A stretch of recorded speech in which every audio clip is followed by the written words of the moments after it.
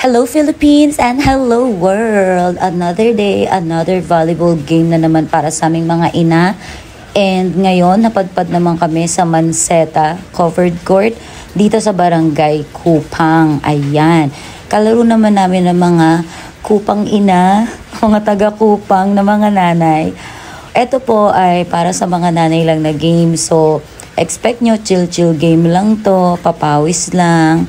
Kailangan lang namin mag-exercise kasi tayong mga ina, alam nyo yan, kailangan natin ng extra form of exercise kasi lagi tayong busy sa work, busy sa bahay. So, ito na yung parang pinaka-stress reliever namin. Kasama rin ang mga tatay dyan, mixed volleyball talaga yan. Ito na rin yung nagpapasaya sa mga araw namin bilang nanay para makatakas kami sa stress sa buhay. Ayan. So, usually, setter po ako lagi dyan. And kahit ganito ako kaliit, laging yun po ang pwesto ko sa game every time. So, ayan, 7 teams po kaming naglalaro dyan and round robin yan from 6 to 10 p.m. So, ayan, nagko-coach na ang inyong balibulistang ina pero hindi po ako coach. Nagfi-feeling coach lang ako dyan. So, ayan, kino-coach ko ang kasamahan nating mga taga-Palmera na mommies. Kasi dito sa Palmera, meron din kaming sariling grupo dito na naglalaro kami dito sa court ng Palmera.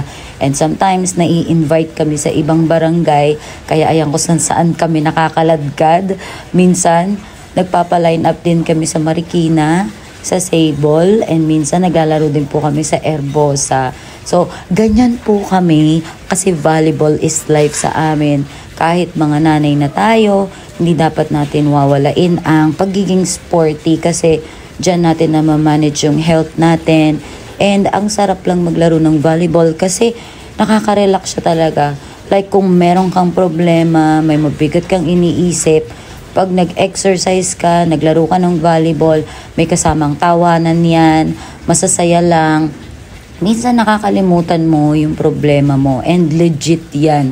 Kaya kayong mga nanay, huwag niyong wawalain ang mga recreation nyo. Kahit mag-alat lang kayo ng ilang hours in a week para makapag-relax-relax para mabalance nyo ang mental health nyo and at the same time, nagiging healthy din kayo. Tapos, ang mangyayari, since nakaharang ako, diba?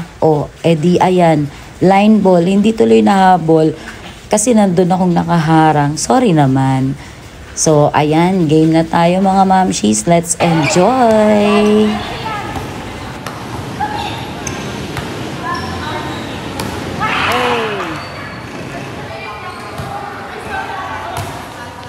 Kaya taray naman ang palo niya.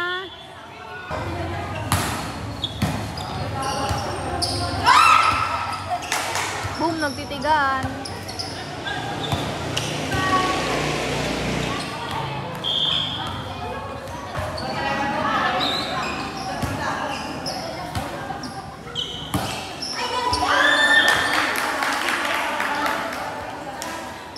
Oo.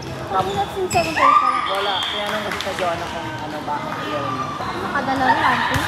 Ewan ko. Ang lalo.